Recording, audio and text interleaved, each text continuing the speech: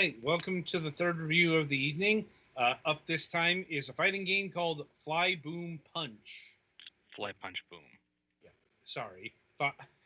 Um, anyway, Fly Punch Boom. I mean, you'd think that would be the basic descriptor of this fighting game. It's more. It wants to be Dragon Ball Z. I mean, I don't think it's an inaccurate name by any means. Right, but you were saying that there was more to it than just punching. Yeah. Well, there are special attacks and grappling and stuff. Right. Anyway, so we were gifted the Nintendo Switch version of this. So that means it's in Galaxy's Arena. Though we'll have to mention the Steam version because the Steam version has extras that the Switch version does not. Oh? It's workshop compatible. Yes. Interesting. Which means mod support.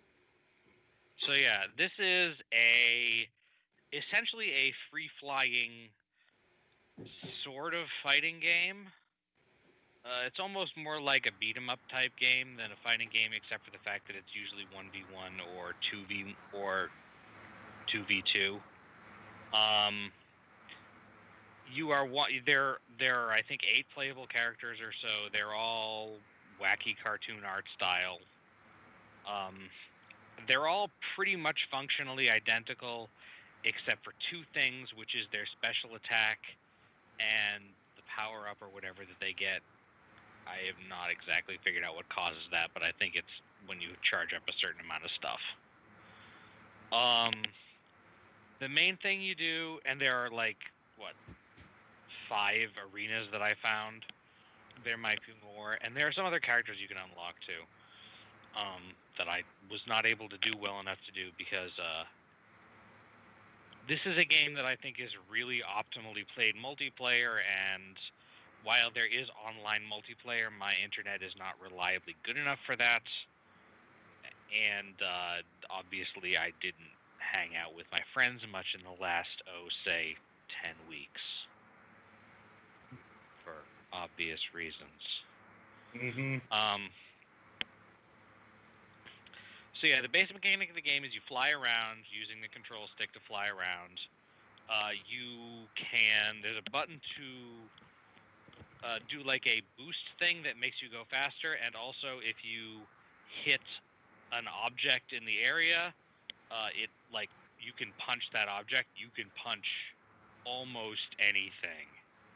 Sometimes it just activates a thing, like it makes a satellite shoot a beam, or some of these things that show on the demo reel.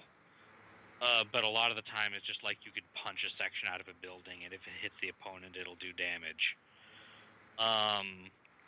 When you are charging towards an opponent, you can either be doing that, which puts you into a button mash to do damage sequence, and if they do more than you do, I think you do less damage, or potentially even they do you damage. Or there's if you charge at them while holding another button, you go into basically a throw, punch, counter, rock, paper, scissors thing, where you have to choose which one of those buttons to press, and they have to choose which one of those buttons to press. And the mechanic for choosing is, if you've ever played a golf video game that is not motion controls, it's the thing where the bar goes up and down and you have to stop it in a certain area. And you have to choose which button to press and time the press right in order to do the thing you want to do. And even then, if your opponent chooses the right thing, you might still lose.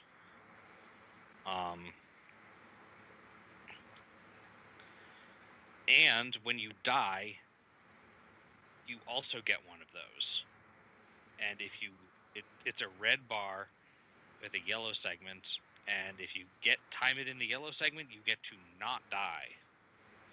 And when it happens repeatedly, the yellow segment gets smaller and smaller. so it gets harder and harder, but technically only the last hit point really matters.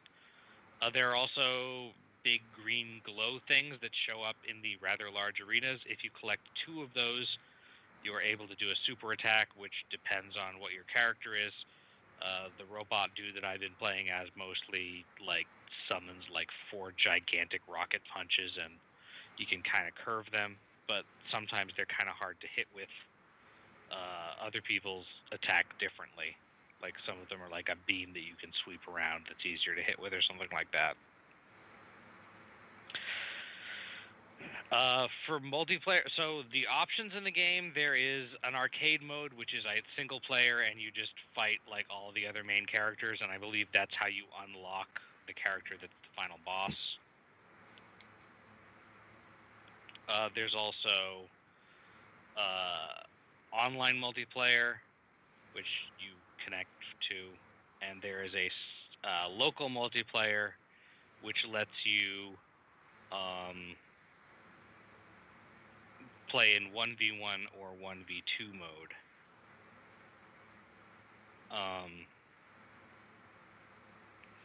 Or excuse me, 1v1 or 2v2. And 1v1 can be you versus another player, you versus the computer, or 2 computers versus each other.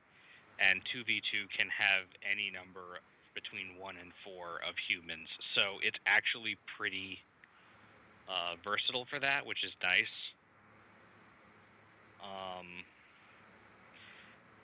I don't recommend the single player super much if you're not good at quickly pressing the right button, because there's a lot of that between the rock, paper, scissors when you're charging into each other and the timing the button right to not die.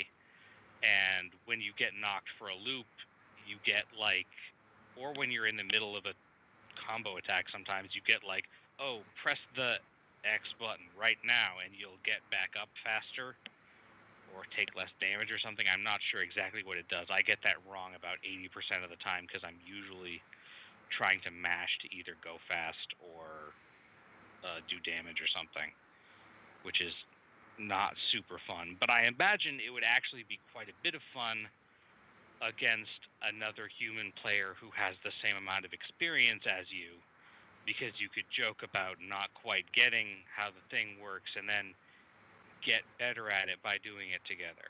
So it's a very kinetic, action-y game. It has interesting mechanics. I don't think I was playing it optimally. So what's the price on this one? Well, let's see. Switch version, $14.99. Steam version, $14.99 basic. Fly Punch Boom plus soundtrack, $19.78. The soundtrack alone is $6.99.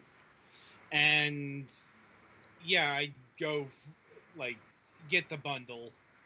Mm-hmm. It's one of those cases where if you're interested in this game, get the bundle.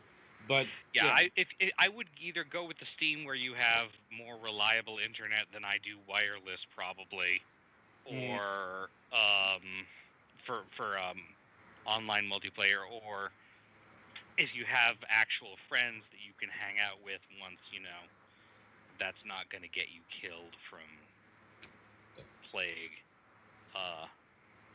Then I think it's actually a pretty good, probably an okay deal, but just to play by yourself, that might be a little high. Oh, the music is interesting. I don't think it's like actual Japanese rock, but it's supposed to sound like it. Huh. I don't think it's bad, but it's amusing. Very high energy. There's a song that I believe the lyrics are "Fly Punch Boom" in a bit of a Japanese tune, and then also at some point it counts to like 8 in Japanese.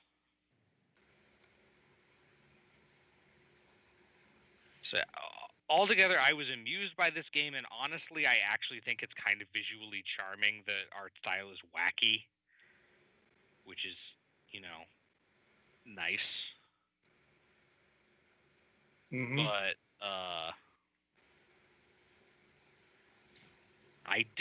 I wasn't able to get much out of it the way that I was playing it.